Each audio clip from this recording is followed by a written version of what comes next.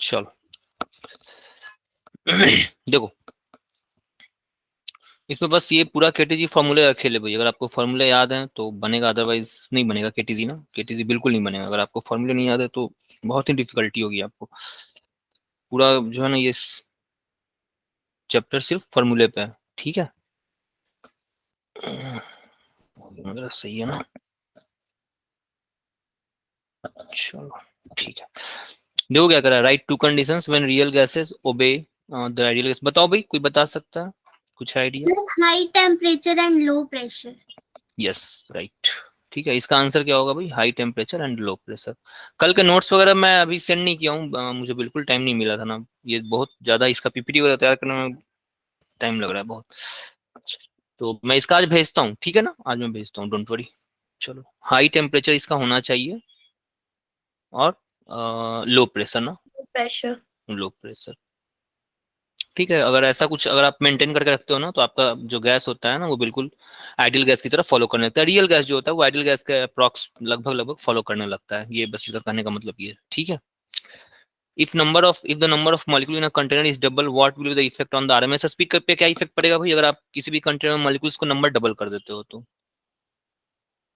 बताओ, आरएमएस का फॉर्मूला बताओ। आप लोग कितने फॉर्मूले जानते हो? सारे फॉर्मूले बताओ मुझे, बताओ भाई। सबसे पहले तो जो स्टार्ट जो हुआ होगा, अगर आपने केटीजी स्टार्ट किया होगा तो सबसे पहला फॉर्मूला जो आप पढ़े होगे वो 3p/ρ पढ़ा होगा, ठीक है। स्टार्ट हम लोग यहीं से करते हैं ना, ये हमारा स्टार्टिंग का फॉर्मूला होता है। पी की जगह पे आप क्या कर सकते हो? 3p को रहने दो, डेंसिटी की जगह पे मास पर यूनिट वॉल्यूम आप लिख सकते हो ना, मास पर यूनिट वॉल्यूम। और ध्यान देना, ये मास जो होता है ना वो ओवरऑल मास होता है ना, टोटल मास होता है, टोटल मास होता है। कंफ्यूजन मत रखना इसमें, ठीक है। और क्या क्या फॉर्मूला आपने पढ़ा है? टेम्परेचर के साथ इसका फॉर्मूला पढ़ रखा होगा आपने, टेम्परेचर के। अगर मैं वी आरएमएस स्पीड अगर मैं टेम्परेचर के टर्म्स में पूछूं तो आप क्या बताओगे भाई? बताओ, अगर मैं टेम्परेचर के टर्म में जानना चाहूँ कि टेम्परेचर से आरएमएस का क्या स्पीड का रिलेशन होता है, तो आप कैसे निकालोगे? इसका फॉर्मूला 3 RT/m0 होता है ना, ठीक है। यस। जहाँ पे ये m0 होता है ना, ये मॉलिक्यूलर मास होता है। m0 is the molecular mass होता है, ठीक है। तो ये सबसे इंपॉर्टेंट फॉर्मूला तो ये वाला है, ये फॉर्मूला बहुत ही इंपॉर्टेंट फॉर्मूला है। कोई कुछ डाउट है किसी को तो पूछो, कहीं कोई पूछना चाह रहा है कुछ? श्रुति कुछ पूछना चाह रहे हो? श्रुति, अब हैंड रेज आपका दिख रहा है, चलो आ जाओ। तो यहाँ से आपको दिख रहा है क्या, v जो प्रोपोर्शनल होता है वो √t पे प्रोपोर्शनल होता है ना। v RMS जो होता है वो बेसिकली प्रोपोर्शनल होता है √t पे। t जहाँ पे केल्विन में ही आपको लेना है ना, ये आपकी कंपल्सन है ना, ये मजबूरी है आपको। t कहाँ पे रखना है? हमेशा केल्विन स्केल पे लेना है ना, केल्विन स्केल पे लेना है डेफिनेटली। ये आप सेल्सियस वगैरह में पुट मत करने लगना, सारा का सारा कैलकुलेशन फेल कर जाएगा, ठीक है। टी आपको कहाँ रखना है? आपको केल्विन में ही रखना है, सेल्सियस वगैरह में, फ़ारेनहाइट वगैरह में नहीं रखना है, ऑलवेज केल्विन में आपको रखना है। तो यहाँ से बताओ भाई, यहाँ कहीं भी आपको मोल्स दिख रहा है क्या? मोल्स दिख रहा है क्या? तो ये जो था, ये जो आरएमएस स्पीड होता है ना वो इंडिपेंडेंट होता है। V RMS is independent, independent of number of moles, independent of number of molecules. Number of molecules ना ये इंडिपेंडेंट होता है, ठीक है। तो what will be the effect? तो नो इफेक्ट इसमें आप लिखना, नो इफेक्ट। बताओ भाई, नो इफेक्ट, क्लियर है? ठीक है। यस ये सर। सारे फॉर्मूले आपको याद करना है ना, ये सारे फॉर्मूले आपको 1 2 3, ये तीनों फॉर्मूले बहुत ही इंपॉर्टेंट फॉर्मूले हैं भाई, प्लीज इसको याद रखो, ठीक है। Draw the graph between P and I V for a perfect gas at constant temperature. बताओ भाई, कोई ड्रॉ कर सकता है इसको? कैसा ड्रॉ होना चाहिए बताओ, कोई आइडिया है? बताओ, Neha, Abhinav, Chris, sir Prince. Straight line graph. Straight line passing through origin होगा ना। ये देखो, पहले सबसे पहले ये आपको डिसाइड करना होगा कि एक्स एक्सिस क्या है और वाई एक्सिस क्या है। सबसे पहले आपको एक्सिस डिसाइड करना होगा। तो एक्स एक्सिस पे आपको प्रेशर रखना है और वाई एक्सिस पे आपको वॉल्यूम नहीं रखना है ना, वाई एक्सिस पे आपको रेसिप्रोकल ऑफ वॉल्यूम रखना है।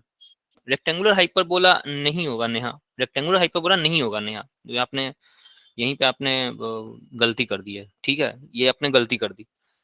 ये बोल रहा है कि 1/v इसका जो y जो एक्स एक्सिस जो है ना वो 1/v बोल रहा है, जो मैं भी जस्ट आपको मैं यही समझा रहा था कि आपको ग्राफ किसके किस बीच में प्लॉट करना है। ग्राफ आपको p एंड v के बीच में प्लॉट नहीं करना है, ग्राफ आपको p एंड 1/v का प्लॉट करना है, ठीक है। तो p और 1/v का रिलेशन क्या होता है भाई? pv बराबर nRT होता है, ठीक है। हाँ यस, तो यहाँ से p कितना हो जाएगा भाई? nRT इंटू 1/v मैं लिख सकता हूँ क्या? बताओ भाई, 1/v में लिख सकता हूँ ना, ऐसे लिख सकता हूँ, बोलो। Yes sir. ये सही लिख रहा हूँ ना?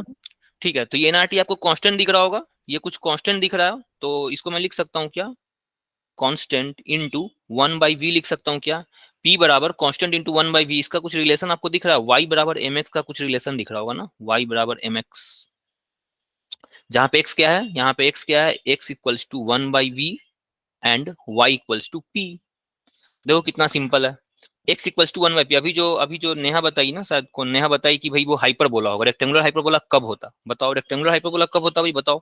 सब जब पीवी का ग्राफ बन रहा होता है यस, प्रेशर जब ये पीवी का ग्राफ होता ना तो ये रेक्टेंगुलर हाइपरबोला होता। अगर ये ग्राफ आपसे पूछ रहा होता पी और वी का तो ये रेक्टेंगुलर हाइपरबोला होता, लेकिन आपको पी और वी का नहीं पूछ रहा है, पी और 1/v का पूछ रहा है। ठीक है, तो 1/v के लिए x ये आपका पूरा का पूरा x हो जाएगा, तो इस एक्सिस पे आप p रखोगे, इस एक्सिस पे आप p रखना, इस एक्सिस पे आप v मत रखना, इस एक्सिस पे आप 1/v आपको रखना है। और p और 1/v का अगर कोई भी रिलेशन आता है ना तो बीच का एक कांस्टेंट होता है, कांस्टेंट अगर ये बिल्कुल एक स्ट्रेट लाइन की तरफ फॉलो करेगा। अगर इसका स्लोप मैं आपसे पूछ दूं तो स्लोप कोई बता सकता है क्या, क्या भाई बताओ इसका स्लोप कितना होगा, इसका स्लोप क्या होगा बताओ।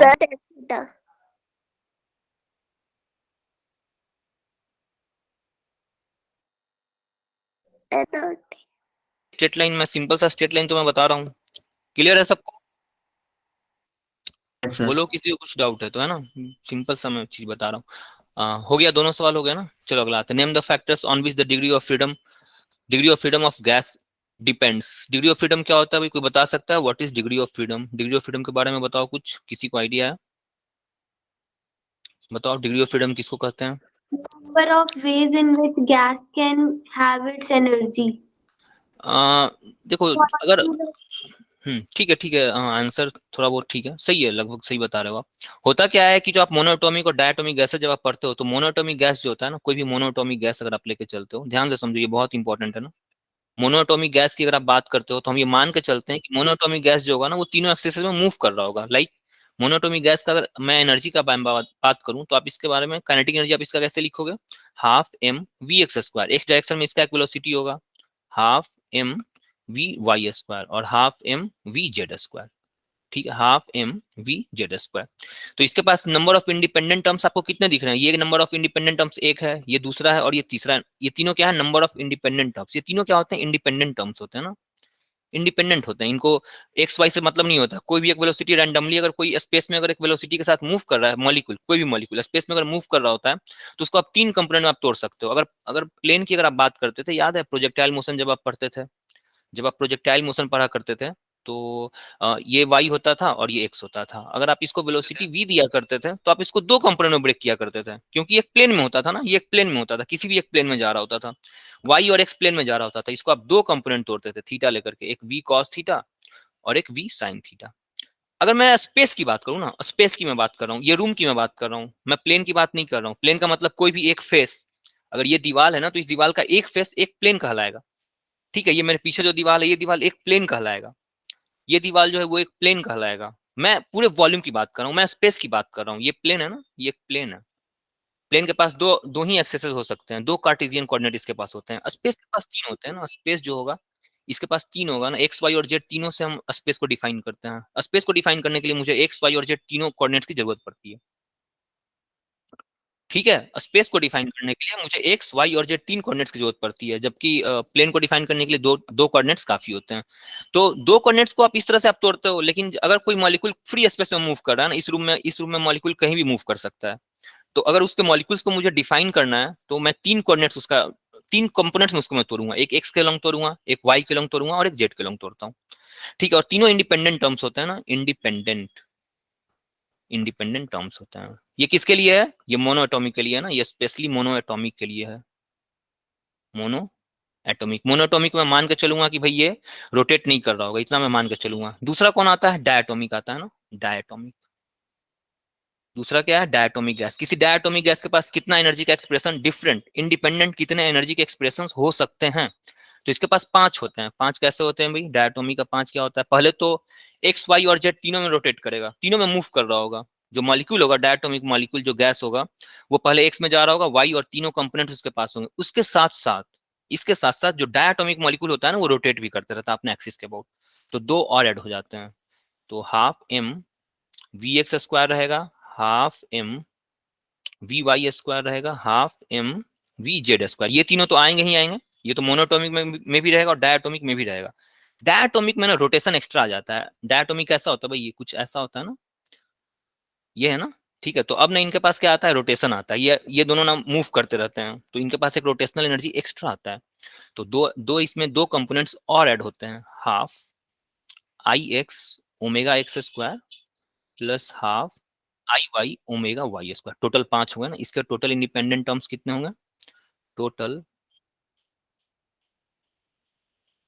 इंडिपेंडेंट टर्म्स 5 होगा, ठीक है। और इसके 3 है ना, मोनोटोमी के 3 है और डायटोमी के 5 हो गए। ध्यान से समझो भाई, समझ में आ रहा है सबको मैं क्या बता रहा हूँ। मैं आपको डिग्री ऑफ फ्रीडम के बारे में ब्रीफ बता रहा हूँ, ठीक है। डिग्री ऑफ फ्रीडम का एक, क्योंकि और भी एक प्रूफ गामा के बारे में आपसे पूछा जाएगा। अगला जो क्वेश्चन है एक सब्जेक्टिव क्वेश्चन, अगर आप लोगों ने खोल के देखा होगा नोट्स, उसमें गामा के बारे में ही बताया गया है कि gamma of monoatomic and gamma of diatomic, आपको दोनों बताना होगा ना। ये दोनों सवाल एग्जाम में प्रोबेबली आ सकता है, gamma of monoatomic and gamma of diatomic, आपको ये बताना है। तो पहले आपको डिग्री ऑफ फ्रीडम पता होना चाहिए, डिग्री ऑफ फ्रीडम होता क्या है। तो मोनोटोमिक गैस में इंडिपेंडेंट टर्म्स कितने होंगे, 3। डायटोमिक गैस में इंडिपेंडेंट टर्म्स कितने हो गए, 5। लेकिन सेम डायटोमिक गैस, ध्यान से सुनो, सेम डायटोमिक गैस अगर अभी तो ये रोटेट कर रहा है, सिर्फ ये रोटेट कर रहा है ना, अपने एक्सिस के अबाउट ये रोटेट कर रहा होगा डायटोमिक गैस। लेकिन अगर सेम डायटोमिक गैस, जब होता क्या है कि टेम्परेचर जब आप और बढ़ाते हो ना, किसी हाइयर टेम्परेचर पर भी जब आप गैस को रखते हो ना, तो जो मॉलिक्यूल्स होते हैं ना वो वाइब्रेट भी कर रहे होते हैं। ध्यान से समझो, अभी तक क्या क्या पढ़ा हमने, मोनोटोमिक के लिए 3 आया, सिर्फ एक्स वाई जेड में रहता है। डायटोमिक के लिए एक्स वाई जेड तो रहेगा ही, साथ साथ 2 इसका रोटेशनल काइनेटिक एनर्जी और ऐड हो जाता है। लेकिन अगर सेम डायटोमिक गैस का टेम्परेचर अगर आप और बढ़ा देते हो, तो ये जो एटम जो होते हैं ना वो वाइब्रेट भी करते रहते हैं, वाइब्रेट भी करने लगते हैं। तो अब इनमें 2 और ऐड हो जाता है, वाइब्रेशनल काइनेटिक एनर्जी भी ऐड हो जाता है, ठीक है। चलो, तो टोटल कितने हो गए भाई, तो डायटोमिक गैस, अभी हम लोग गामा निकालेंगे ना, इन्हीं सब की मदद से हमें गामा निकालना है। Diatomic gas having vibrational energy, वो वाइब्रेट भी कर रहे होंगे तब, हैविंग वाइब्रेशनल एनर्जी, अगर वो वाइब्रेट भी कर रहे होंगे तब इसके पास 7 आते हैं ना, टोटल 7 हो जाते हैं इसके पास। एनर्जी के टर्म्स कितने आ जाएंगे, 7 इंडिपेंडेंट टर्म्स आएंगे। मोनोटोमिक में 3, डायटोमिक में 5 अगर वो वाइब्रेट नहीं कर रहा होगा तो, डायटोमिक में 7 अगर वो वाइब्रेट कर रहा होगा तो। बस ये याद रखो, ठीक है। मोनोएटॉमिक में 3, डायटोमिक में 5, इफ डजंट वाइब्रेट 5 ही रहने दो इसको, अगला मैं लिख देता हूं, डायटोमिक का 7, और ये 7 क्या होगा, कब होगा, इफ वाइब्रेट्स, ठीक है। समझ में आया, मोनोटोमिक के कितने एक्सप्रेशन, जो एनर्जी का एक्सप्रेशन हमने लिखा था अभी उसमें कितने टर्म्स आए, 3। डायटोमिक का जो मैंने एक्सप्रेशन लिखा उसमें 5, और डायटोमिक अगर वाइब्रेट भी करने लगता है तो हम 7 लिखते हैं। तो इसमें क्या क्या आएगा, एक्स वाला आएगा, एक वाई वाला आएगा और एक जेड वाला आएगा। एक रोटेशनल एक्स वाला आएगा ना, एक्स रोटेशन वाला आएगा ना, रोटेशन वाला, वाई रोटेशन वाला, और 2 वाइब्रेशन वाला आएगा ना, 2 वाइब्रेशन वाला 2 आएगा, वाइब्रेशन वाला 2 आता है, 1 और 1 + 1, ठीक है। टोटल 7 आता है, 7 independent terms,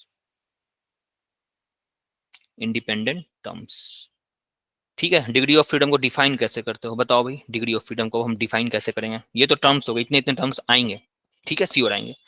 degree of freedom को हम डिफाइन कैसे करते हैं, तो जो गैस, जिस गैस का जितना नंबर ऑफ इंडिपेंडेंट टर्म्स आता है ना एनर्जी में, उसी को हम डिग्री ऑफ फ्रीडम कहते हैं। तो degree of freedom for monatomic gas क्या हो जाएगा भाई, degree of freedom for monoatomic कितना हो जाएगा, 3. मोनोएटॉमिक गैस 3 हो जाएगा। Degree of freedom for diatomic 5 हो जाएगा, और degree of freedom for diatomic if vibrates, अगर ये वाइब्रेट भी करा हो, वाइब्रेट कहाँ करता है भाई, जब टेम्परेचर आप ज्यादा कर देते हो ना, हाँ, जब आप टेम्परेचर ज्यादा कर देते हो ना, तो ये वाइब्रेशनल एनर्जी भी उसमें ऐड हो जाता है, ठीक है। तो अब इसके पास 7 हो जाएगा, this is called degree of freedom. Degree of freedom का बहुत प्रिसाइज अगर आप डिफिनेशन लिखने के लिए पूछ दे तो आप लिख लोगे क्या डिफिनेशन वगैरह बुक्स वगैरह में से, या फिर मैं, ठीक है। डिग्री ऑफ फ्रीडम का डिफिनेशन तो बेसिकली होता है क्या है, द नंबर ऑफ, देखो डिग्री ऑफ फ्रीडम का डिफिनेशन देख लो, the number of the number of independent terms in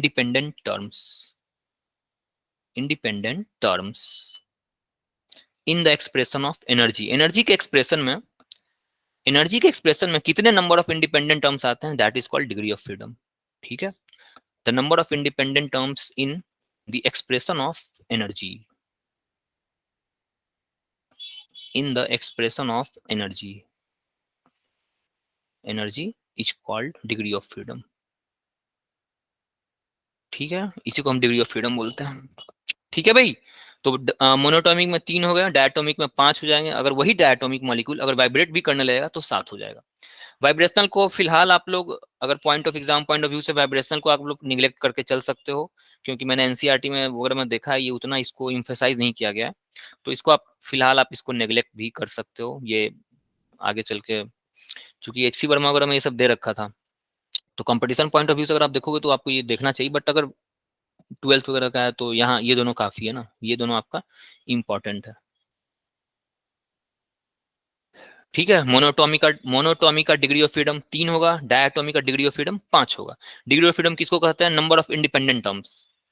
ठीक है, किस मॉलिक्यूल के पास कितने नंबर ऑफ इंडिपेंडेंट टर्म्स हैं, तो मोनोटॉमिक के पास 3 आया था, simply X Y Z.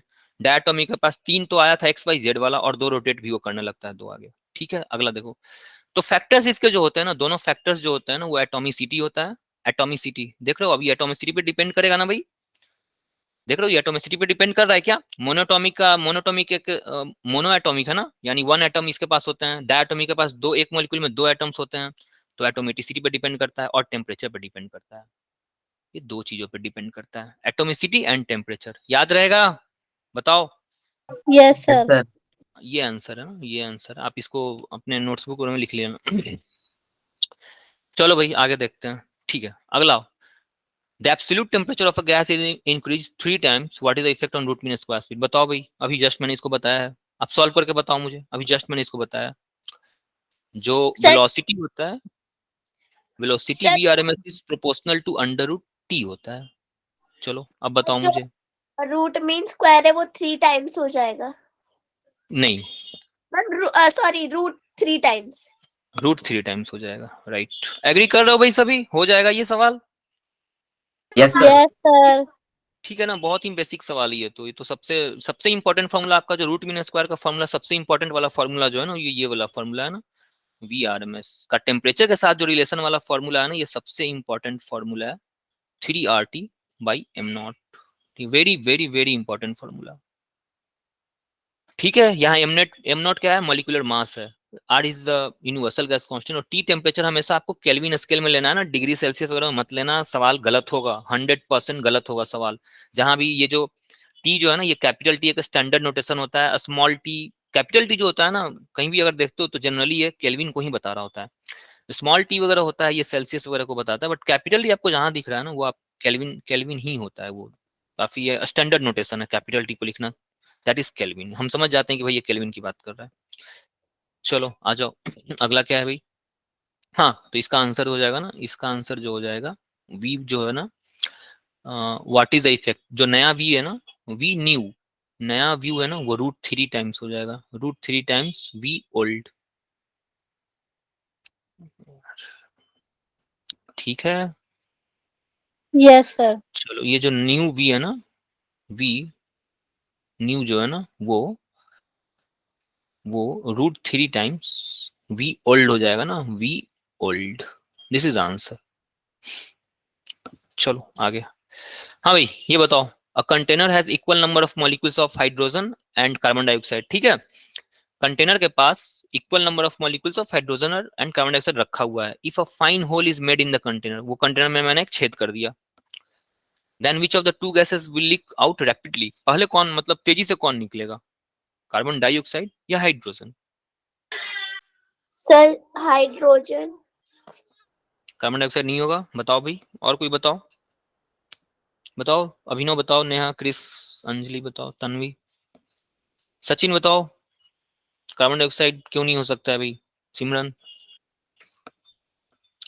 Sir क्योंकि जो हाइड्रोजन है ना वो मोनो एटॉमिक है, और हाइड्रोजन मोनोएटॉमिक है, हाइड्रोजन डायटोमिक है भाई. हाइड्रोजन डायटोमिक है ना, H2 आप लिखते हो ना, आप H लिखते हो क्या? H2 मॉलिक्यूल होता है ना हाइड्रोजन, हाइड्रोजन नाइट्रोजन ये सारे तो डायटोमिक है ना, Yes, sir. Hydrogen nitrogen oxygen. तो इसका कारण क्या हो सकता है? चलो देखो, सबसे पहले तो ये समझो कि कंटेनर अगर इक्वल नंबर ऑफ मॉलिक्यूल्स रखा हुआ है तो सबसे बेसिक फॉर्मूला, मैं आपको वही फॉर्मूला बता रहा हूँ कि सबसे important, this is very very important formula, very very very important. अगर वो सेम कंटेनर में रखा हुआ है तो टेम्परेचर दोनों का बराबर होगा, दोनों सेम टेम्परेचर पे है ना, इसका मतलब है सेम कंटेनर में है तो सेम टेम्परेचर पे है दोनों को ही, ठीक है। तो टेम्परेचर तो दोनों का बराबर होने जा रहा है, तो V R M S is proportional to 1/√m0 हो जाएगा, मॉलिक्यूलर मास। इसको आप क्या कहते हो भाई? एम नॉट क्या है? What is m0? Molecular mass ना, Yes, sir. मॉलिक्यूलर मास, ठीक है। और molecular mass of CO2 is greater than molecular mass of H2। इसको अगर मैं इसको इस तरह से लिख सकता हूं क्या, 1 by molecular mass of CO2 is less than 1 by molecular mass of H2। जब इसको आप रेसिप्रोकल करते हो 2 इज लेस देन 4, तो जब इसका आप रेसिप्रोकल करते हो 1/2 इज ग्रेटर देन 1/4 ना, इनइक्वालिटी का साइन जो होता है वो पलट जाता है ना, ये पता है ना आपको भाई? Yes, sir. Yes, Sir. sir. हाँ ये तो ये 1 हो गया। अब देखो तो, एंड दिस इज VRMS ना, दिस इज VRMS, ये VRMS of CO2 is less than VRMS of H2 आ गया। बताओ क्लियर है? कोई डाउट है? मैं और एक्सप्लेन Yes, करूं? sir. पूछो और Clear किसी है। को कुछ डाउट है तो। ठीक है, No, sir. तो No, sir. ये वेरी इंपॉर्टेंट फॉर्मूला, ये तो आपको पता होना चाहिए, टर्म्स क्लियर होने चाहिए ना। m0 is molecular mass, m0 molecular mass है, कोई डाउट मत रखना, ये बहुत कंफ्यूजिंग है। केमिस्ट्री में आप लोग कुछ और पढ़ते हैं, मतलब हम लोग कुछ और पढ़ते हैं, मैं बहुत कंफ्यूज रहता था, तो इसलिए मैं आपको बता रहा हूँ, बी क्लियर एवरीथिंग। ये एब्सोल्यूट स्केल पे ही होगा, एकदम 100% इसको एब्सोल्यूट स्केल पे रहना है, ठीक है ना।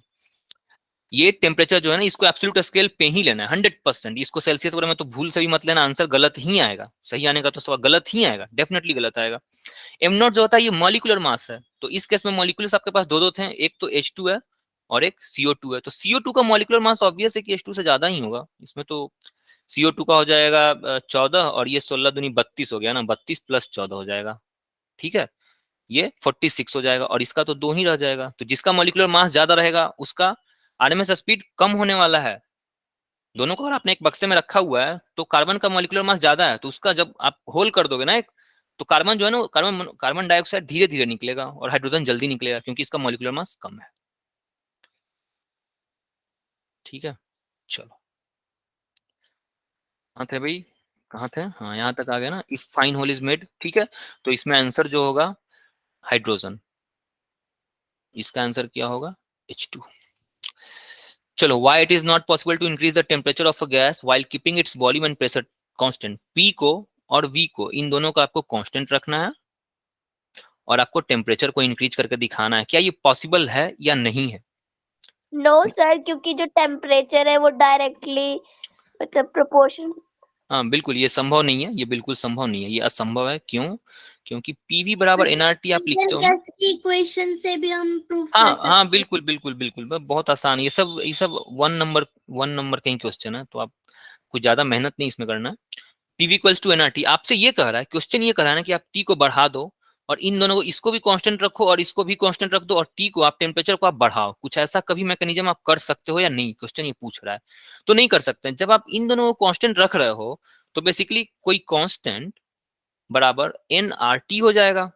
nR भी अगला अगला कांस्टेंट भी, nR भी क्या है, कांस्टेंट ही है। तो बेसिकली जो है ना, वो टेम्परेचर जो रहेगा ना वो हमेशा कांस्टेंट हो जाएगा। Temperature is constant if P and V is constant. अगर आप इन दोनों को कांस्टेंट रखोगे तो टेम्परेचर अपने आप कांस्टेंट हो जाएगा।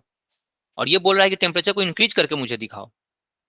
क्वेश्चन ये कह रहा है कि प्रेशर और Not possible. वॉल्यूम को कांस्टेंट रखो और टेम्परेचर को मुझको बढ़ा के दिखाओ। तो ये पॉसिबल नहीं है, क्योंकि अगर इन दोनों को कांस्टेंट रखेगा तो टेम्परेचर अपने आप कांस्टेंट ही हो जाएगा, टेम्परेचर नहीं चेंज करेगा। ठीक है, चलो इसको हटाओ। ठीक है भाई, किसी को कुछ डाउट वगैरह तो पूछ सकता है ना, ये सिंपल है सब तो। एक 1 मार्क्स से क्वेश्चन है, इसमें तो आप ठीक है Sachin. What is the kinetic energy per unit volume of a gas which pressure is P? चलो बताओ, कोई बता सकता है? Kinetic energy per unit volume, kinetic energy per unit volume equals to what? Formula बताओ काइनेटिक एनर्जी का volume के term में, कोई फॉर्मूला बताओ, कोई भी फॉर्मूला काइनेटिक एनर्जी का वॉल्यूम के टर्म में, वॉल्यूम के हाफ एम स्क्वायर।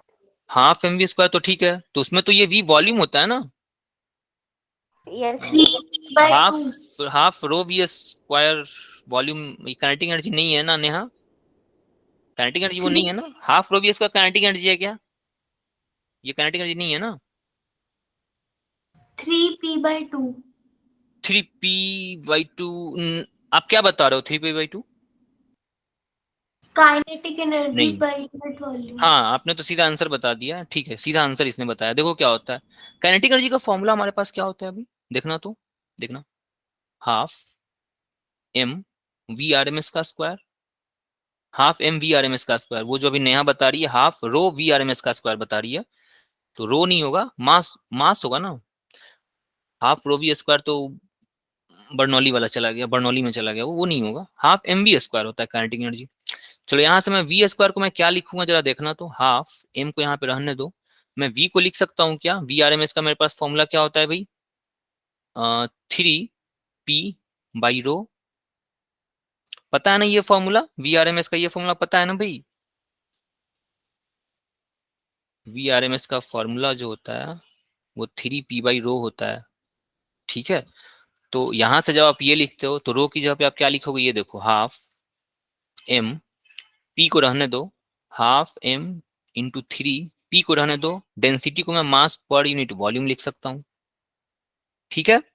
यहां से मास मास कैंसिल हो जाएगा, आंसर आ जाएगा 3/2 PV. This is kinetic energy.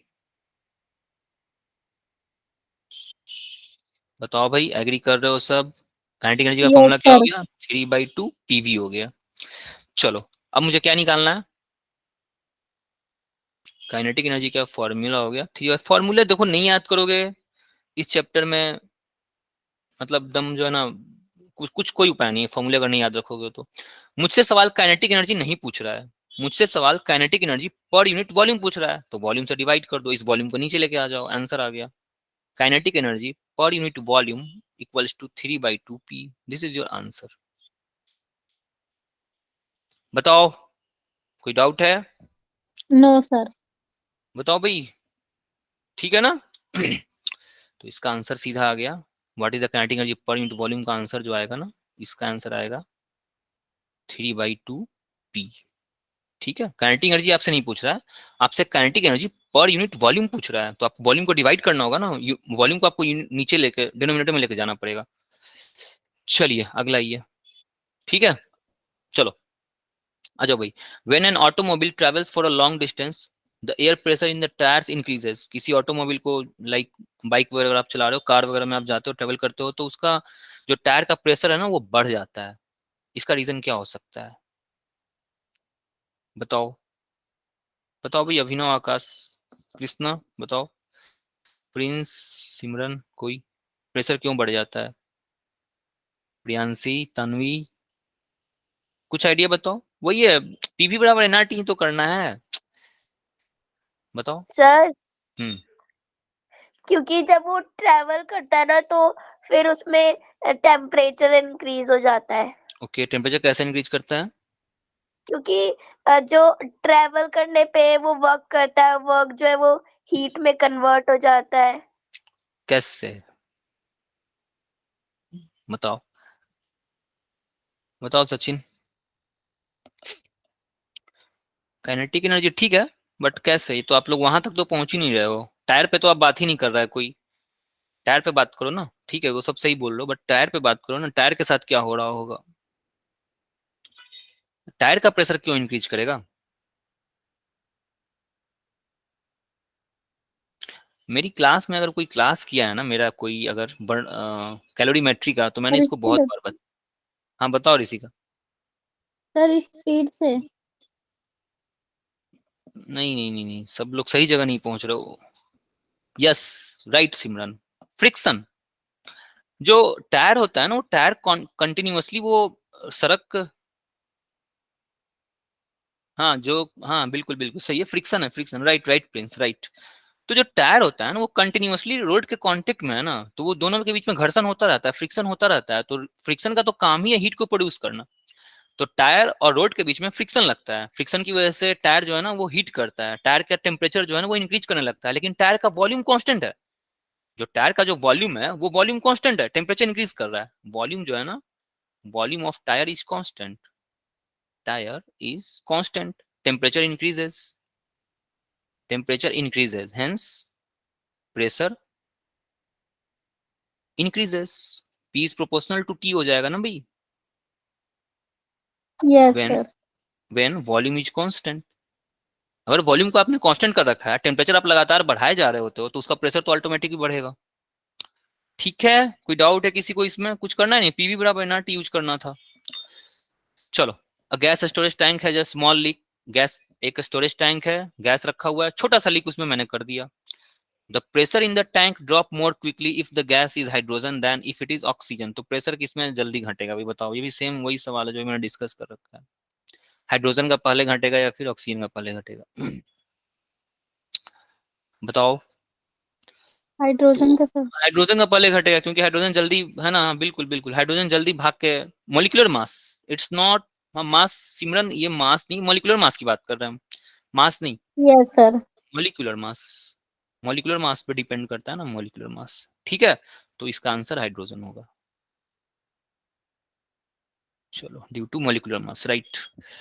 चलो भाई ये बताओ, helium is a mixture, helium is a mixture of two isotopes, repeat.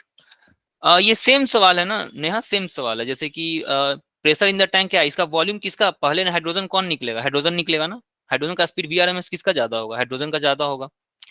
ठीक है, तो हाइड्रोजन का ज्यादा अगर वीआरएमएस, हाइड्रोजन जल्दी से निकल रहा है, हाइड्रोजन का अगर वॉल्यूम घटता जा रहा है, तो बेसिकली हाइड्रोजन का प्रेशर घट जाएगा। ठीक है, प्रेशर क्या हो जाएगा, अगर हाइड्रोजन जल्दी, अगर अगर आपने होल्ड कर रखा है तो हाइड्रोजन का स्पीड क्या है, निकलने का बाहर का स्पीड ज्यादा हो जाएगा, इस वजह से हाइड्रोजन का प्रेशर जो है ना वो गिर जाता है, टैंक के अंदर हाइड्रोजन का प्रेशर गिर जाएगा। ठीक है, चलो भाई, helium is a mixture of two isotopes, helium दो आइसोटॉप्स का मिक्सचर होता है। हीलियम, हीलियम ना ये मोनोटॉमिक होता है ना, ये मोनोटॉमिक होता है, हीलियम नियन आर्गन ये सारे के सारे मोनो एटॉमिक, हाँ, helium argon neon krypton xenon ये सारे मोनोटॉमिक्स होते हैं। Helium is a mixture of two isotopes having atomic gases, atomic mass, देखो फिर से एटॉमिक मास आ रहा है ना, मुझे इसी का काम था ना, मुझे एटॉमिक मास से मतलब होता है, आरएमएस स्पीड में मुझे एटॉमिक मास चाहिए होता है। ठीक है, वी आरएमएस जो होता है ना वो एटॉमिक मास होता है ना।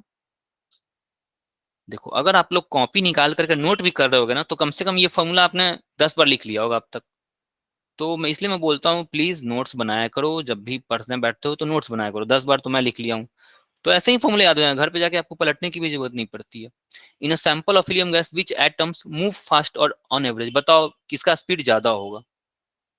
तो टेम्परेचर तो अगर एक सैंपल में रखा हुआ है, टेम्परेचर बराबर होगा, एक ही सैंपल है तो टेम्परेचर दोनों का ही बराबर होना है, तो टेम्परेचर अगर बराबर है तो हमारे पास आरएमएस स्पीड का जो फॉर्मूला आ गया ना वो simply 1 by under root 3 M gram naught. वाला ज्यादा हाँ, मोलिकुलर हो फास्ट। गया। 3 ग्राम पर मोल वाला जो भी आइसोटॉप है, इसका हीलियम का दो आइसोटॉप, एक एक 3 ग्राम पर मोल होगा, एक का 4 होगा, तो 3 ग्राम वाला जो है ना उसका स्पीड ज्यादा होगा। ठीक है, तो इसका आंसर 3 ग्राम पर मोल वाला आइसोटोप है, ये पता नहीं है कौन सा है। हाइड्रोजन का कितना होता है भाई, एक 3 एक 4 होता है, इसका पता नहीं क्या नाम होता है, दो आइसोटोप्स हैं। ठीक है, इसका नाम जो भी होगा। चलो भाई ये बताओ, टू वेसल्स ऑफ द, हाँ ये देखो, देखो यहाँ पे, two vessels of the same volume are filled with the same gas at same temperature. ध्यान से देखो भैया, इंपॉर्टेंट सवाल है, two vessels of the same volume, दो वेसल्स मैंने ले रखे हैं। ठीक है, दो वेसल्स मैंने ले रखे हैं, सेम फॉर्मूला सारे वही है भाई। अगर आपको ये समझ में नहीं आ रहा है ना, वी आर एम एस का अगर आपको नहीं पता है ना, under root 3 RT by M naught, अगर ये फॉर्मूला अगर आपके पास है, सारे सवाल आप करके आओगे। ये फॉर्मूला बहुत ही इंपॉर्टेंट फॉर्मूला है, ये very very very important. Simply यहाँ से आ जाता है V R M S is proportional to under root 3। ठीक है, two vessels of the same volume है ना, volume we are filled with the same gas, gas भी सेम है, एट द सेम टेम्परेचर ना, यानी कि ये सेम टेम्परेचर क्या है दोनों का, सेम है, if the pressure of the gas in these vessels be in the ratio of 1:2, pressure जो है ना, अगर इसका प्रेशर P1 है, इसका प्रेशर P2 अगर आपने मान रखा है, तो क्वेश्चन बोल रहा है कि P1/P2 equals to 1/2। This is according to question है ना, ये आपका क्वेश्चन बोल रहा है according to question. The ratio of the RMS speed बताओ भाई, ratio of the RMS speed V RMS of 1 divided by V RMS of 2 equals to what? बताओ RMS स्पीड का रेशियो क्या होगा पहले और दूसरे के कंपैरिजन में, बताओ भाई। आपको समझ में आ रहा है नहीं आ रहा है? मैं ऐसे ही पढ़ाया जा रहा हूँ। प्रॉब्लम क्या हो रहा है? V RMS टेम्परेचर पे डिपेंड करता है, टेम्परेचर दोनों का बराबर है, RMS 1 आ जाएगा, रेशियो 1/1, आंसर 1 आएगा। सेम रहेगा सर। ठीक है, क्योंकि क्योंकि वॉल्यूम सेम गैस है ना, गैस भी सेम है ना, सेम गैस है ना, तो गैस सेम है तो यस दोनों का सर। मॉलिक्यूलर मास भी सेम होगा, m01 बराबर m02 होगा। अगर गैस सेम ले रखे हो, आप ऑक्सीजन ही लोगे ना भाई, या तो मोनोटोमिक ले लो या तो डायटोमिक ले लो, जो लेना है ले लो, बट सेम गैस का ही तो खुद ही बोल रहा है सेम गैस है, तो m0 भी तो मेरा बराबर हो गया। R कांस्टेंट है, 3 कांस्टेंट है, मेरा answer simply V RMS is proportional to √T आ गया। ठीक है, तो T के बराबर है, तो इसको जब आप सिंपली इसका आंसर कितना आ जाएगा? T आ जाएगा। दूसरा सवाल क्या है? The ratio of number of molecules, बता सकता है कोई दूसरा? The ratio of number of molecules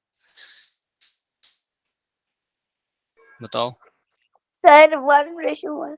sir 1। फिर से बताओ, फिर से सोच के बताओ। गलत है, 1 नहीं होगा ना। आपका इतना बेसिक, पीवी बराबर एनआरटी लगाओ ना भाई, लगाओ पीवी बराबर एनआरटी लगाओ। यस 1/2 होगा, राइट। देखो पीवी, यस यस सचिन 1/2 होगा। पीवी बराबर एनआरटी तो अप्लाई करना है, इतना बड़ा टास्क थोड़े ना था ये। चलो इसी फॉर्मूले को अप्लाई करना है ना। देखो अब मैं बारी बारी से दोनों के लिए अप्लाई करूंगा ना, इसको देखो कैसे करेंगे। पीवी, क्या क्वेश्चन क्या कह रहा है भाई? क्वेश्चन क्या है? 2 vessel of the same volume, gas temperature same है और नंबर ऑफ मोल। पीवी बराबर एनआरटी होता है ना, एनआरटी। Yes sir. ठीक है, तो नंबर ऑफ ये क्या है? ये नंबर ऑफ मोल्स है। नंबर ऑफ मोल्स को मॉलिक्यूल के टर्म में लिखोगे तो क्या लिखते हो भाई? नंबर ऑफ मॉलिक्यूल्स क्या होता है? ये होता है ना number of molecules. Yes sir. Molecules, ठीक है। चलो तो P1 V1 N1 T1 में लिख सकता हूँ। आगे आ जाओ, P2 V2 बराबर N2 R T2 में लिख सकता हूँ 2 के लिए। N1 की जगह मैं क्या लिख सकता हूँ भाई? N1 की जगह पे number of molecules by Avogadro number लिख सकता हूँ, number of molecules divided by Avogadro number.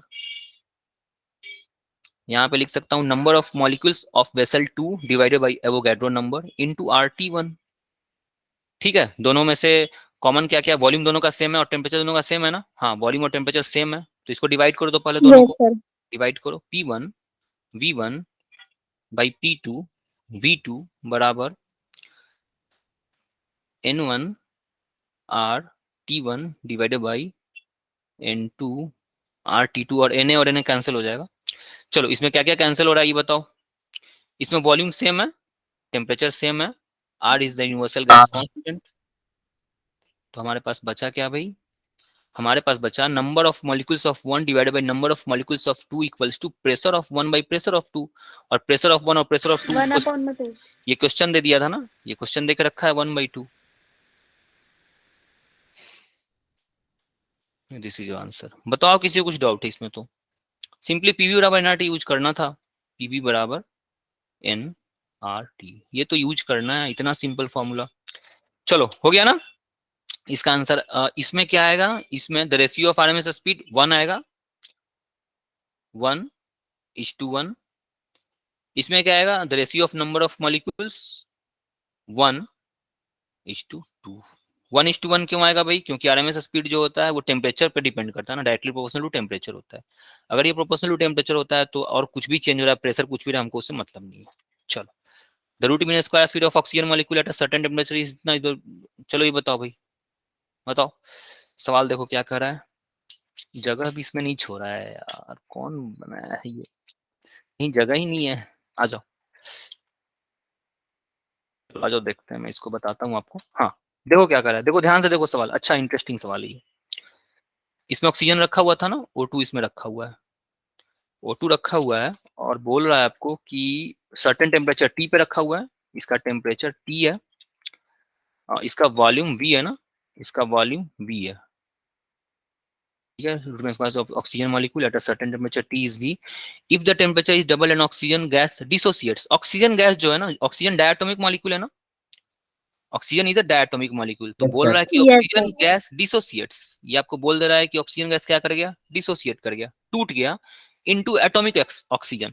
तो O2 जो था ना वो 2 टाइम्स O हो गया होगा, ऐसे ही तोड़ते हो ना भाई आप लोग केमिस्ट्री में, यस सर। है ना। O2 है तो दो, O2 है तो सिंपली वो नहीं टूटेगा, दोनों उसके एटम्स जो रहेंगे वो उसी डब्बे में बंद रहेंगे, ऐसा नहीं कि O2 टूट के एक डब्बा, एक ऑक्सीजन कहीं और चला जाएगा। दो ऑक्सीजन, अब एक सिंगल मॉलिक्यूल दो एटम्स में टूट चुका है।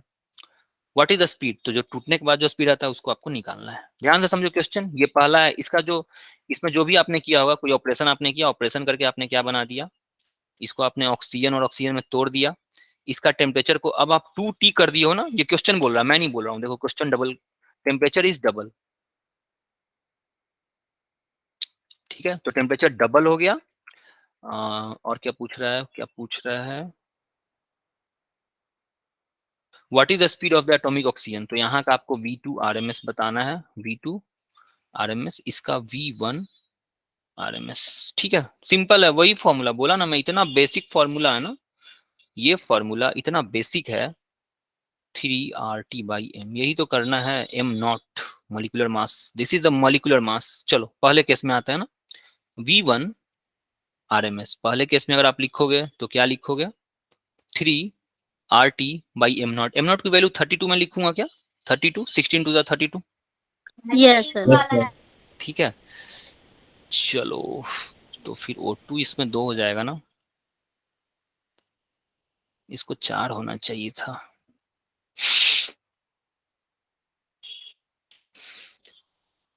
हम्म, 32 है ना, इसको 32 फिर आना चाहिए ना,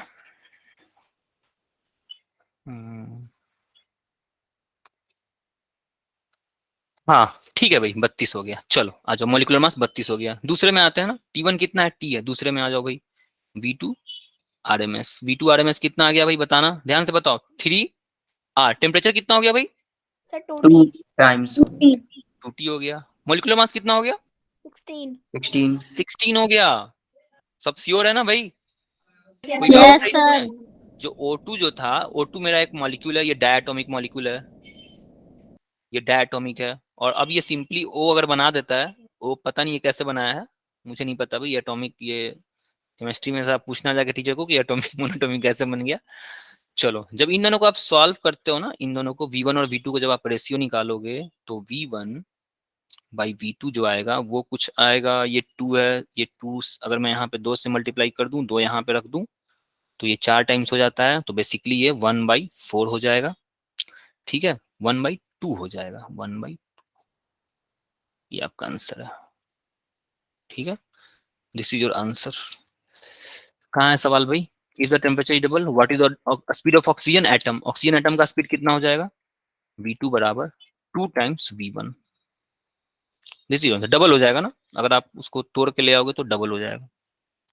समझ में आया भाई सबको, यस सर है ना। यस ये बताऊं क्या मैं, इसको डिवाइड करके मैं, ये सब सिंपल कैलकुलेशन है, आप लोग कर लो, बताओ भाई किसी को डाउट है तो, नो सर। साक्षी, आकाश, नेहा, नहीं सर, कर लिया डिवाइड। प्रियांश, हाँ सिंपल है, ये सब कर लेना।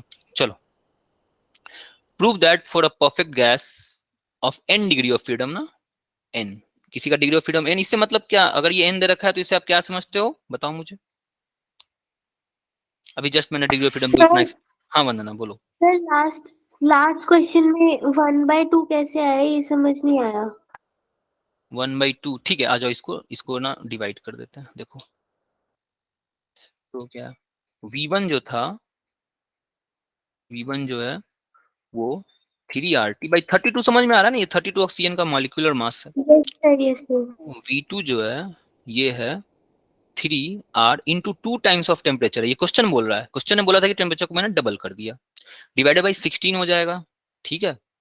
चलो इसको आप डिवाइड करो तो V1/V2 करो तो क्या आ रहा है देखना, तो V1/V2 जब आप करोगे ना, तो 3RT divided by 32 divided by 3R into 2T divided by 16। इसको जब आप तोड़ोगे ना तो 3R और T कैंसिल हो जाएगा। यहाँ पे बचेगा यहाँ पे 1/2 बचा, और नीचे में कितना बचेगा भाई? 16 √2 यहाँ, और यहाँ 2। Wait wait wait wait wait wait wait wait, ये 1 बचेगा और यहाँ पे 4 बचेगा। ठीक है, मैं इसको और ब्रेक करूं यार। उफ, देखो इसको और ब्रेक करता हूँ, आ जाओ आ जाओ, इसको और ब्रेक करते हैं। इसको पूरे को, अगर दोनों ब्रैकेट है ना तो मैं एक सिंगल ब्रैकेट में ले लेता हूँ, सिंगल ब्रैकेट बोला, सिंगल स्क्वायर रूट में ले लेता हूँ। 3RT divided by 32 divided by 3R into 2T divided by 16। मैंने क्या किया, मैंने न्यूमरेटर में भी मैंने 2 से मल्टीप्लाई कर दिया, डिनोमिनेटर भी मैंने 2 से मल्टीप्लाई कर दिया। तो देखो क्या क्या कैंसिल हो रहा है ना, 3R हो रहा है। देखना क्या कैंसिल हो जाएगा। ये आ वो गया, आ गया अब। आ गया, चलो ठीक है, ये सिंपल है, कुछ करना नहीं। आ जाओ आगे देखते हैं। हाँ, इसको प्रूफ करना है ना आपको, ये बताओ, इसको प्रूफ करो भाई, कोई प्रूफ कर सकता है? मेरा सवाल ये है कि अगर ये बोला कि किसी भी गैस के पास डिग्री ऑफ फ्रीडम n है, इससे आप क्या समझते हो? इसका फिजिकल सिग्निफिकेंस मुझे बताओ। Sir degree of yes, freedom मतलब कि राइट राइट उसकी राइट राइट। एक्सप्रेशन, जो एनर्जी का जो एक्सप्रेशन आता है ना, उसमें कितने नंबर ऑफ इंडिपेंडेंट टर्म्स होते हैं। तो n बराबर क्या है, n अगर डिग्री ऑफ फ्रीडम है तो n बराबर डिग्री ऑफ फ्रीडम, अगर आप लिखते हो डिग्री ऑफ फ्रीडम, इसका मतलब होता है number of independent terms. Very good, number of independent terms in the expression of energy, in the expression of energy। Energy के एक्सप्रेशन में नंबर ऑफ इंडिपेंडेंट टर्म्स कितने आते हैं, that is called degree of freedom. तो ये gas है ना, monoatomic के लिए 3 था, मैंने आपको बताया था, मोनो के लिए 3 है, डाया के लिए 5 है। ठीक है, और अगर यही डायटोमिक मॉलिक्यूल अगर ये वाइब्रेट करने लगेगा, यानी आपने टेम्परेचर इसका बढ़ा 7 हो रखा है, जाएगा। तो ये 7 हो जाता है। ठीक है, तो 7 को अभी आप लोग इग्नोर करके रखो, ये 12th वगैरह पे इतना पूछता नहीं है, बट ये दोनों तो आपको याद रखना है। चलो, ये n बोल रहा है ना, तो ये पता नहीं, ये मोनोटोमिक भी हो सकता है, ये डायटोमिक भी हो सकता है, और डायटोमिक विथ वाइब्रेशन भी हो सकता है, पता नहीं क्या है। इसने सिंपली एक जनरल बता दिया आपको कि भाई n है, अब पता नहीं है n क्या है। अब आप ये नहीं कह सकते हो कि ये मोनोटोमिक है, अब आप ये नहीं कह सकते हो कि डायटोमिक। n तो एक रैंडम नंबर है ना, कुछ भी हो सकता है। तो आपको प्रूफ क्या करना है, ये इक्वेशन आपको प्रूफ करना है। समझ में आया degree of freedom? What is degree of freedom? Yes sir. इसका फिजिकल सिग्निफिकेंस क्या है? तो एनर्जी के एक्सप्रेशन में जितने भी नंबर ऑफ इंडिपेंडेंट टर्म्स आते हैं वही डिग्री ऑफ फ्रीडम कहलाते हैं। तो मोनोटोमिक के इक्वेशन में, एनर्जी के एक्सप्रेशन में 3 आया था। आंसर क्या है? आंसर तो प्रूफ करना है ना, इसको प्रूफ करना है। प्रूफ है भाई, इसका आंसर क्यों पूछ रहे हो यार सचिन? प्रूफ करना है। ठीक है, चलो इसको प्रूफ करते हैं, आ जाओ देखो इसको कैसे प्रूफ करेंगे। 1/4 क्या था? हाँ, ये 1/4 है। हाँ, ये तो ठीक है, 1/2 आंसर है, ट्वाइस होगा ना। तो 1/4 अंडर रूट में था ना सचिन, देखो 1/4 जो आया था ना, वो कुछ अंडर रूट में रहा होगा। अगर ये 1/4 आया था ना, तो ये अंडर रूट में 1/4 आता है, ये जो है ना अल्टीमेटली 1/2 निकल के आता है। ठीक है, इसका आंसर ट्वाइस होगा, ट्वाइस, इसका आंसर ट्वाइस होगा। तो इसका आंसर मैं पीछे लिख दे रहा हूँ भाई, कहाँ गया, ये है ना। तो what is the speed, speed जो है ना, स्पीड आंसर जो है ना इसका आंसर 2 टाइम्स दुगना हो जाएगा। ठीक है, चलो, हाँ ये हो गया ना। इसको मैंने क्या नेग्लेक्ट कर दिया क्या? ये सवाल मैंने छोड़ दिया है? चलो ठीक है, कोई नहीं, पहले इसको करते हैं, आ जाओ पहले इसको कर लेते हैं। हाँ चलो, इसको पहले प्रूफ करते हैं। ये जगह नहीं है यार, उफ, बहुत मुश्किल है सीपी बाई सीपी को इतना प्रूफ करना है। चलो आ जाओ, अब देखो कुछ चीजें आगे बढ़ते हैं ना, डिग्री ऑफ फ्रीडम से थोड़ा सा आगे बढ़ते हैं, क्योंकि डिग्री ऑफ फ्रीडम से ये सवाल डिग्री ऑफ फ्रीडम से ही सॉल्व होगा। तो डिग्री ऑफ फ्रीडम में एक और टर्म आता है, इक्विपार्टीशन ऑफ एनर्जी। एक थ्योरम है इक्विपार्टीशन ऑफ एनर्जी, थ्योरम पढ़े हो आप लोग इक्विपार्टीशन ऑफ एनर्जी? बताओ, कोई पढ़ा है इक्विपार्टीशन ऑफ एनर्जी? नहीं पढ़े हो आप लोग भाई? कैसे नहीं पढ़े हो यार? केटीजी में पढ़ाया क्या होगा? नहीं कैसे पढ़े हो? बताओ पढ़े हो कि नहीं पढ़े हो? Equi partition of energy. Yes, sir. Yes तो सर। यस सर पढ़े हैं। चलो ठीक है, आ जाओ। तो equi partition of energy, theory of equi partition of energy. Equi partition of energy states, ये क्या कह रहा है मैं ये बता रहा हूँ, क्योंकि अगर ये नहीं जानोगे ना तो इस सवाल को आप सॉल्व नहीं कर सकते हो। ठीक है, तो equi partition of energy states that the average energy associated with, ध्यान से समझो भाई, ये बहुत इंपॉर्टेंट, बहुत इंटरेस्टिंग टॉपिक है यार। ये डिग्री ऑफ फ्रीडम तो इतना मजेदार टॉपिक था कि बहुत इंटरेस्टिंग टॉपिक है। Associated with each degree of freedom, equal participation state that the average energy associated with each degree of freedom, each degree of freedom, each degree of freedom, equal participation state that the average energy associated with each degree of freedom is half of kT, where K is the Boltzmann constant. ये कहता है। ठीक है, अब इसको मैं आपको बता रहा हूं कि ये क्या है, मैं इसको एक्सप्लेन करता हूं, धैर्य रखो। ठीक है, चलो। तो अब ये थ्योरम क्या कर रहा है? इक्विपार्टीशन ऑफ एनर्जी का जो थ्योरम है, ये थ्योरम कहता है कि इसका कोई डेरिवेशन है ना, इसका डेरिवेशन है, बट वो डेरिवेशन थोड़ा सा सोफिस्टिकेटेड कैलकुलेशन है। एडवांस कैलकुलेशन में अगर आप जाओगे ना तो वहां जाकर के आप इसको डिराइव कर सकते हो कि हाफ ऑफ केटी के बराबर कैसे आता है। इसका डेरिवेशन है, इस पूरे थ्योरी का, थ्योरम का डेरिवेशन है। जब आप मैकेनिकल इंजीनियर बनोगे ना, अगर इंजीनियरिंग में जाओगे, मैकेनिकल ब्रांच लोगे, तो आपको ये बताया जाएगा कि ये कैसे इसको डिराइव किया जाता है। हाफ ऑफ केटी के बराबर कैसे होता है, ये कहना क्या चाह रहा है? पहले आप ये समझो कि ये स्टेटमेंट कह क्या रहा है। Equipartition of energy states that the average energy associated with each degree of freedom. अगर मोनोटॉमिक गैस था आपके पास, ध्यान से समझो, अगर गैस क्या था हमारे पास? मोनोटॉमिक था। सपोज करो, ध्यान से समझो ना, मोनोटॉमिक डायटोमिक दोनों के लिए मैं इसको निकाल के आपको दिखाऊंगा। गैस क्या है मेरे पास? मोनोएटॉमिक है, मोनोटॉमिक गैस का डिग्री ऑफ फ्रीडम कितना होता है? 3 होता है ना, 3 होता है। तो क्वेश्चन ये कह रहा है कि ईच डिग्री ऑफ फ्रीडम जो होता है ना, एक मॉलिक्यूल के लिए कितना होगा? मतलब कि एक मॉलिक्यूल का कितना एक्सप्रेशन हुआ? डिग्री ऑफ फ्रीडम 3 हुआ ना, तो इसका जो हर 3 के लिए ना 1 आता है, यानी कि x के लिए इसमें एक x था, एक y था, एक z था, 3 टर्म था ना। फिर से पूरा यस सर। आपको एक्सप्लेन करता हूँ। इसका एनर्जी का एक्सप्रेशन क्या आया था मोनोएटॉमिक का? Half m vx square plus half m vy square square. Plus half m vz square. ये एक्सप्रेशन था ना एनर्जी का। तो equipartition of energy states that, ये थ्योरम ये कहता है, इक्विपार्टीशन ऑफ एनर्जी ये कह रहा है कि इसके साथ जो है ना वो एक हाफ ऑफ केटी होगा, इसके साथ एक हाफ ऑफ केटी होगा, और इसके साथ एक हाफ ऑफ केटी होगा। टोटल एनर्जी जो हो गया, टोटल इंटरनल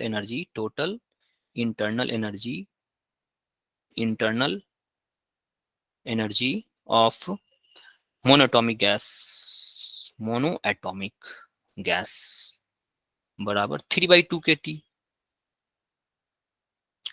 ठीक है, चलो अब डायटोमिक का निकाल सकते हो क्या? डायटोमिक का इसी तरह से अगर मैं निकालने के लिए बोलूं तो क्या करोगे? डायटोमिक गैस, तो डायटोमिक गैस के लिए मैंने आपको बताया था 5/2 हो जाएगा sir. Yes right, half m vx square, half m vy square, half m vz square, half i x omega x का square, half i omega y का स्क्वायर। 5 थे ना, 5 डिग्री ऑफ फ्रीडम आते थे। तो इक्विप पार्टीशन ऑफ एनर्जी ये कहता है पांचों के लिए ना एक एक हाफ केटी पांचों को आपको देना है। इसका थ्योरम का प्रूव है ना, ये हवा में बात नहीं किया गया है। मैकेनिकल इंजीनियरिंग में जब आप जाओगे, जब आप एसी फ्रिज वगैरह बनाना सीखोगे ना, एसी मैकेनिकल इंजीनियरिंग का काम होता है ना, एसी फ्रिज वो लोग डिजाइन किया करते हैं, तो वहां पे ये सब पढ़ना होता है पूरा। हीट जो है ना मैकेनिकल वाले ही पढ़ते हैं। तो इसके साथ एक हाफ केटी आया, इसके साथ एक हाफ केटी आएगा, हर किसी के लिए एक हाफ, जितना डिग्री ऑफ फ्रीडम होगा उतना हाफ केटी आ जाएगा। तो इसके साथ हाफ केटी आया, इसके साथ हाफ केटी आया, इसके साथ हाफ केटी आया। तो टोटल इंटरनल एनर्जी जो होता है ना, total internal energy of diatomic 5/2 kT आ जाएगा। इन जनरल, अगर मैं इन जनरल की मैं बात करूं, in general total energy of polyatomic, किसी भी पॉलीएटॉमिक, मुझे नहीं पता ये कितना है ना, पॉलीएटॉमिक गैस का मैं लिख सकता हूं क्या, n/2 में f से इसको इंडिकेट करता हूं, degree of freedom, f/2 kT में लिख सकता हूं क्या, बताना भाई। Yes. where f is the degree of freedom, number of degree of freedom। बताओ भाई, ये वेरी इंपॉर्टेंट ना, ये very very very important, this is very important. F कहाँ से आया, समझ में आया, एफ कहाँ से आया, कैसे आया, क्यों आया? अगर बोलोगे यस कि सर। हाफ ऑफ केटी हर जगह में सर क्यों आप जोड़ दे रहे हो, इससे आप हाफ क्यों एसोसिएट कर दे रहे हो, इससे आप हाफ केटी क्यों एसोसिएट कर दे रहे हो, इससे क्यों एसोसिएट कर दे रहे हो, तो आपके पास ये इक्विपार्टीशन ऑफ एनर्जी का स्टेटमेंट था। सवाल ये उठता है कि क्या इसका कुछ डेरिवेशन आप दिखा सकते हो, तो मैं नहीं दिखा सकता हूँ, क्योंकि ये सब आगे आपको पढ़ना है, मुझे भी ये नहीं पता एक्चुअली, मैं मैकेनिकल इंजीनियर नहीं हूँ। वो है ना, वो क्या नाम है, कृष्णकांत सर आपके मैकेनिकल इंजीनियर है, तो आप उनसे बात करना, वो आपको बताएंगे, उनके पास डेरिवेशन होगा, मेरे पास नहीं है। ठीक है, कृष्णकांत सर से पढ़े हो आप लोग, कोई है? कोई नहीं है, ओके। yes. हाँ, तो वो मैकेनिकल इंजीनियर, उनको ये सब पता होगा, मुझे नहीं पता है। तो इक्विपार्टीशन ऑफ एनर्जी आप लोग को भी नहीं जानना है फिलहाल, आपको ये सब जानना नहीं है, बस आप ये इक्विपार्टीशन ऑफ एनर्जी आपको रट लो। इक्विपार्टीशन ऑफ एनर्जी ये कह रहा है कि किसी भी गैस के पास जितना डिग्री ऑफ फ्रीडम होगा ना, हर डिग्री ऑफ फ्रीडम के लिए आपको एक हाफ केटी ऐड करना है, हर डिग्री ऑफ फ्रीडम के लिए। इक्विपार्टीशन ऑफ एनर्जी क्या कर रहा है भाई, जितने डिग्री ऑफ फ्रीडम होंगे ना, जितने डिग्री ऑफ फ्रीडम होंगे, हर डिग्री ऑफ फ्रीडम के लिए आपको हाफ ऑफ केटी ऐड करते जाना है सबका। तो मोनोटॉमिक का 3 था, तो हमने 3 इसको 3 टाइम्स दे दिया, ठीक है। डायटोमिक का 5 होता है, तो हमने 5 दे दिया। अगर मैं जनरल बात करूं, एफ पता नहीं है एफ क्या, पोलियोटॉमिक गैस है, पोलियोटॉमिक, मोनोटॉमिक, डायटोमिक, ट्रायटोमिक, जो भी हो रहा होगा, और पता नहीं उसका डिग्री ऑफ फ्रीडम कितना आता होगा, ये भी मुझे नहीं पता है, तो उसके लिए मैंने जनरल एक एफ नाम दे रखा है, पता नहीं क्या होगा। ठीक है, चलो यस सर। अब आते हैं अपने सवाल पे आते हैं। अब हमें डिराइव करना है ना, इसको डिराइव करना है, CP/CV बराबर 1/+2n को डिराइव करना है। चलो भाई, इसको कैसे डिराइव करते हैं, तो इसका जो फॉर्मूला होता है ना, आ जाओ, अभी इसमें और भी बताना है, बट बहुत लंबा खींचता जा रहा है, ये इतना आसान नहीं है इसको समझा देना, ठीक है।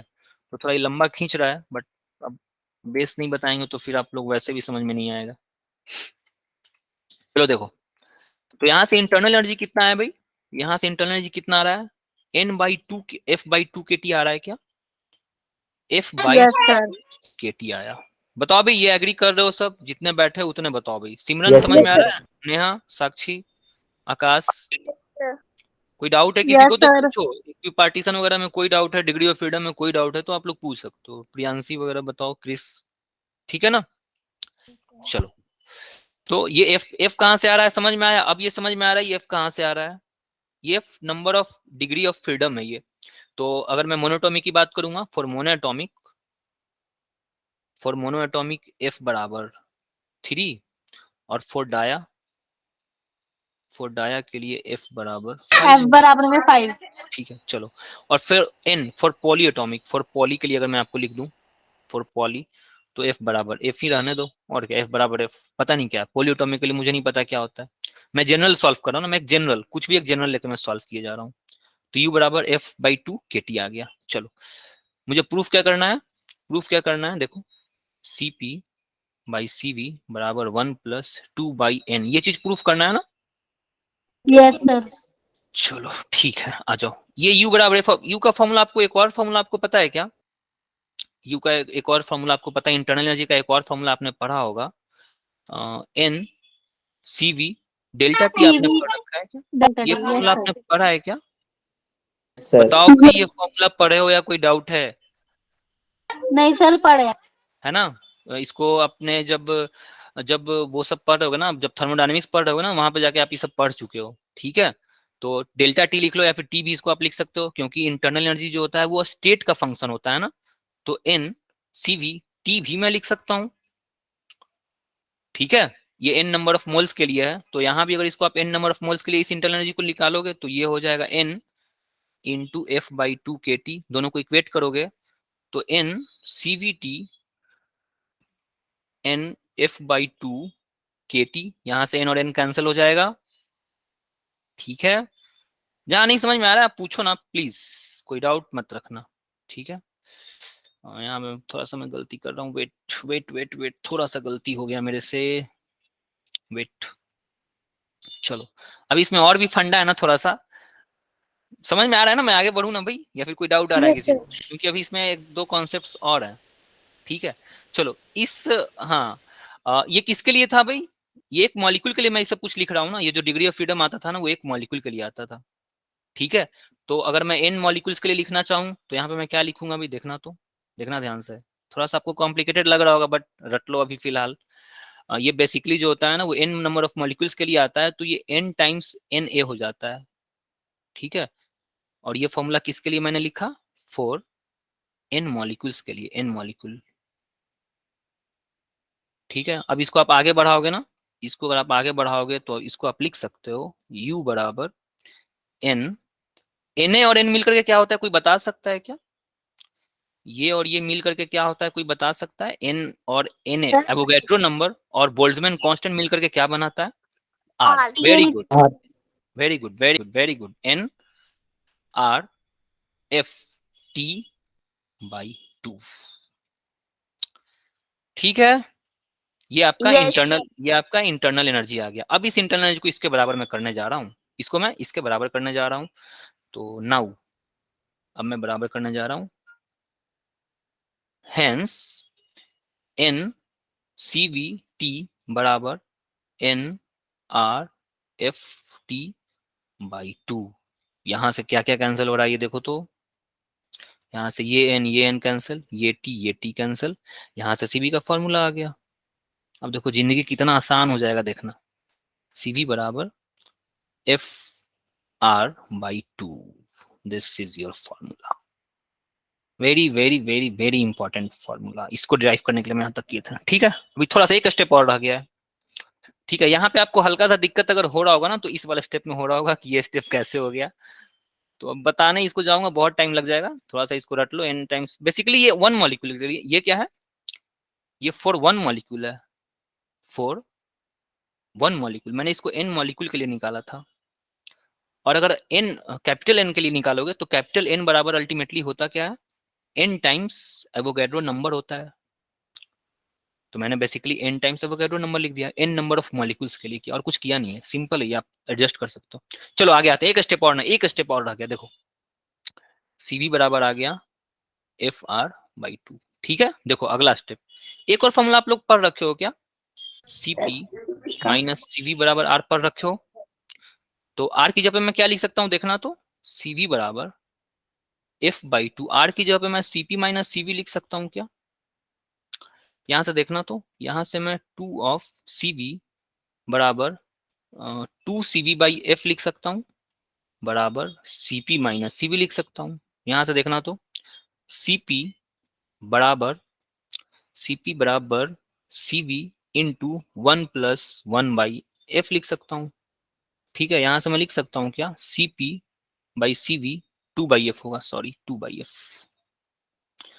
1 प्लस 2 बाई F। प्रूफ, ये प्रूव हो गया क्या? Yes sir. ठीक है, अब किसी को कोई डाउट है कहीं तो पूछो, किसी में कोई स्टेप में कोई डाउट आ रहा है तो बताओ। डिग्री ऑफ फ्रीडम क्या है? डिग्री ऑफ फ्रीडम वो होता है जो नंबर ऑफ एनर्जी एक्सप्रेशन जो होता है, एनर्जी का एक एक्सप्रेशन आता है, मोनोटोमिकली अलग आता है, डायटोमिकली अलग आता है। तो एनर्जी के एक्सप्रेशन में जितना भी नंबर ऑफ इंडिपेंडेंट टर्म्स होता है वही उसका डिग्री ऑफ फ्रीडम कहलाता है। मोनोटोमिक में 3 डिग्री ऑफ फ्रीडम आते थे, 3 एक्सप्रेशन अलग अलग आते थे, तो मैंने उसको 3 बोल दिया। डायटोमिक में 5 आया तो मैंने उसको 5 बोल दिया। ये तो खत्म हो गया डिग्री ऑफ फ्रीडम का, डिग्री ऑफ फ्रीडम का केस खत्म हो गया। दूसरा केस आता है कि भाई इक्विप पार्टीशन ऑफ एनर्जी क्या कहता था। तो इक्विप पार्टीशन ऑफ एनर्जी मुझे ये बोला कि जितना डिग्री ऑफ फ्रीडम है ना सबको हाफ केटी बांट दो। और इसका डेरिवेशन मैं आपसे फिर बता रहा हूँ, डेरिवेशन इसका है आगे हायर क्लास में आपको पढ़ना है, ये कोई हवा में ये सब बातें नहीं होती हैं, सबका प्रूफ है। तो इक्विप पार्टीशन ऑफ एनर्जी ये कहता है कि जितना डिग्री ऑफ फ्रीडम है ना सबको हाफ केटी हाफ केटी हाफ केटी बांटते जाओ। और यही उसका क्या होगा, टोटल इंटरनल एनर्जी होता है। और एक इंटरनल एनर्जी आया डिग्री ऑफ फ्रीडम से आया, ये वाला डिग्री ऑफ फ्रीडम से आया, और ये वाला मुझे पहले से पता था, थर्मोडायनेमिक्स से ये वाला आता है ना, ये थर्मोडायनेमिक्स से आता था। इन दोनों को आपको इक्वेट कर देना है, इक्वेट कर दोगे तो आपका CV आ गया। CV आ गया तो दूसरी तरफ हमने क्या कर दिया, एक ये फॉर्मूला यूज कर लिया। ठीक है, इन दोनों को यूज करोगे फॉर्मूला डिराइव हो जाएगा। ठीक है भाई, बताओ। Yes, sir. Yes, और sir. किसी को कुछ डाउट है तो पूछ सकता है। नेहा, आपको समझ में आ रहा है नेहा? वंदना बताओ, कृष्णा? Yes. Yes, sir. चलो ठीक है, आओ आगे देखते हैं भाई, आगे क्या और कुछ एक आध देख लेते हैं। हाँ चलो ये बताओ भाई, बहुत आसान सवाल है ना, मैं बता चुका हूँ, जल्दी से बताओ तो इसको, जल्दी जल्दी बताओ।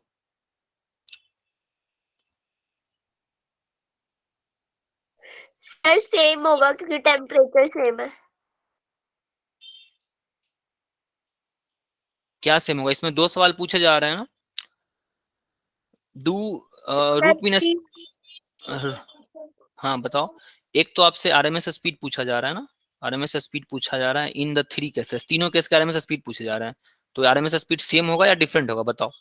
सर वो तो सेम होगी। सेम होगा, Different होगी. डिफरेंट होगा। वंदना क्यों होगा डिफरेंट, बताओ। No, sir, same होगा. Temperature same है. ठीक है, सेम होगा। और कोई है जो डिफरेंट होगा, किसी और के दिमाग में कुछ आ रहा है खुराफात कि भाई डिफरेंट होगा? कोई है ऐसा खुराफाती जिसको लग रहा है कि डिफरेंट है? कोई नहीं है भाई, ये डिफरेंट होगा ना सब आप लोग ना। हाँ कृष्णा, डिफरेंट होगा। VRMS directly proportional to temperature तो होता ही है, साथ साथ inversely proportional to molecular mass भी होता है। कितना बार बताया हूं, तो तीनों मॉलिक्यूल्स देखो ना, डायटोमिक है, एक मोनोटोमिक है, और एक क्या क्या है पता नहीं है। एक मोनोटोमिक है, एक डायटोमिक है, और एक पॉलीएटॉमिक है। ये एक पॉलीएटॉमिक है, पॉलीएटॉमिक। तो टेम्परेचर सेम है तो ठीक है, टेम्परेचर तो ठीक है, एक फैक्टर टेम्परेचर है, लेकिन दूसरा फैक्टर आप लोग हमेशा निगलेक्ट नहीं करोगे ना भाई। फॉर्मूला जो बनता है हमारा, फॉर्मूला जो VRMS का बनता है, एकदम आप लोग ना VRMS का फॉर्मूला दोनों फैक्टर्स को देखने के बाद बोलते हैं ना भाई, temperature this is equals to 3RT/m0। बताओ, टेम्परेचर कांस्टेंट है, ठीक है, टेम्परेचर कांस्टेंट है, R कांस्टेंट है, 3 कांस्टेंट है, ये दोनों तीनों तो ठीक है। m0 तीनों का अलग अलग है। Yes, sir. बताओ किसी को कुछ डाउट है तो VRMS उसका ज्यादा, VRMS is inversely proportional to 1/√* of m0। तो जिसका m0 ज्यादा होगा ना, उसका V कम होगा। Yes Krishna, right answer, Krishna का सही आंसर है।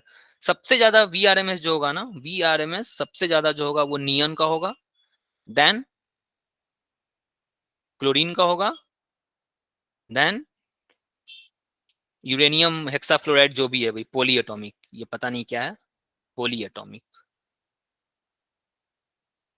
ठीक है, बताओ भाई, Yes, कोई sir. डाउट है किसी को तो बताओ। नेहा, साक्षी, आकाश, सिमरन, ज्योति, क्लियर है ना? ये No, डाउट sir. तो नहीं है ना? टेम्परेचर कब कब आपको एकदम आंख मूंद कर temperature is proportional to temperature नहीं रखना है ना। VRMS is proportional to under temperature, आंख मूंद के ये अप्लाई मत कर लेना, थोड़ा दिमाग वगैरह लगाते रहना। ठीक है, टेम्परेचर पे प्रोपोर्शनल होगा, बट आप इसको आप इग्नोर नहीं कर सकते हो ना। Yes, sir. Question के according होगा. यस, ये क्वेश्चन के अकॉर्डिंग हो ना, एकदम से आंख मूंद के नहीं रट लेना है कि V is proportional to under root T, ये जगह जगह चेंज करता है। चलो ठीक है, अभी के लिए रहने देते हैं। अगली क्लास 6:45, ठीक है, सेम उसी जो लिंक मैंने आपके साथ शेयर कर रखा है उसी लिंक पर आओ आप, 6:45 PM, ठीक है। और अगला हम डिस्कस करने वाले हैं थर्मोडायनेमिक्स। फिर उसके बाद ऑसिलेशंस। okay. ठीक है, 6:45 के बाद आप अगली बार आप कब ज्वाइन करोगे? 7:45, 8, 8:30, लास्ट क्लास आपकी 8:30 PM को होगी ना। Yes, sir. चलो ठीक है, इसको आप 6:45, 5-10 मिनट में लेट से ही शायद ज्वाइन करूं, बट आप लोग टाइम पे आ जाना, ठीक है, वेट सर करना। उसमें नंबर ऑफ मॉलिक्यूल्स लिखा है तो वो तो सेम होंगे ना? नंबर ऑफ मॉलिक्यूल्स नहीं लिखा हुआ है भाई, हाँ इक्वल, एक सवाल सेम होगा, ये इसका आंसर सेम होगा ना, हाँ ये आंसर सेम होगा। Do the vessels contain equal number of respective molecules, इसका आंसर सेम होगा ना, इसका आंसर सेम होगा। ये दूसरा क्वेश्चन जो है ना इसका डिफरेंट होगा। पहला क्वेश्चन आपसे पूछ रहा है कि नंबर ऑफ मॉलिक्यूल्स कितने होंगे, तो इसका आंसर सेम होगा, तीनों में बराबर होगा क्योंकि पी वी टी तीनों का बराबर है। दूसरा क्वेश्चन आपसे पूछ रहा है कि is the root mean square speed of molecules same और डिफरेंट, तो दूसरे क्वेश्चन का आंसर जो है ना डिफरेंट होगा। ठीक है, Yes, sir. ठीक है, ओके, थैंक यू। मिलते हैं आपसे 45 मिनट बाद, आधे घंटे बाद मिलते हैं आपसे।